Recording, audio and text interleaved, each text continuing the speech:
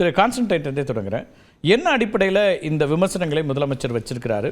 அப்புறம் அதிமுகவும் அதில் நீங்கள் வம்புக்கு இழுக்கிறீங்க. அதிமுகவும் இதில் அதிமுக மீது அக்கறை செலுத்துவதாகவும் திமுக கூட்டணி அப்போது காமிக்குது. இன்னொரு பக்கம் இப்படி பிளவுவாத மதவாத சாதியவாத அரசியலுக்கு துணை போகிறாங்கன்ற விமர்சனத்தையும் வைக்கிறீங்க. என்ன அடிப்படையில் வைக்கிறீங்க? அது ஒரு சகோதரத்துவம் தான், வேறொன்றும் இல்லை.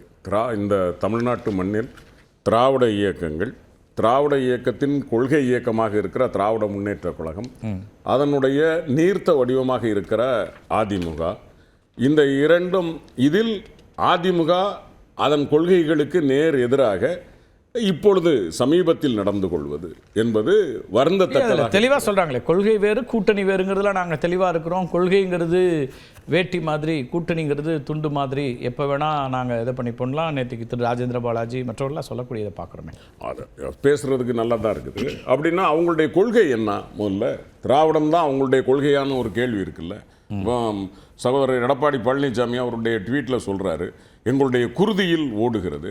குருதியில் ஓடுகிறது என்று சொன்னால் பெரியாரையும் அண்ணாவையும் தவித்த பிறகு 5 நாட்களுக்கு பிறகுதான் குருதியில் சூடு வருகிறதா? இது தவறு என்று சொல்வதற்கு ஒரு பொதுச் செயலாளருக்கு அவர்கள் ஒரு வாதாகவே கலந்து கொண்டவர்கள்லாம் ரியாக்ட் பண்ணாங்களே. நமக்கு அது முக்கியம் இல்லை.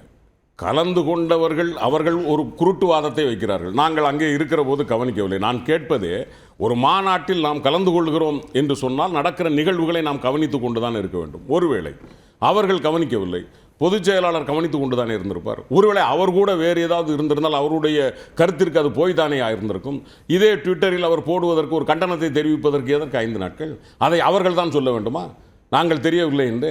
அப்படியானால் உங்கள் குருதியில் அது இல்லை என்பதைத்தானே மாண்புமிகு முதலமைச்சர் சுட்டி காட்டுகிறார். அது சரிதானே?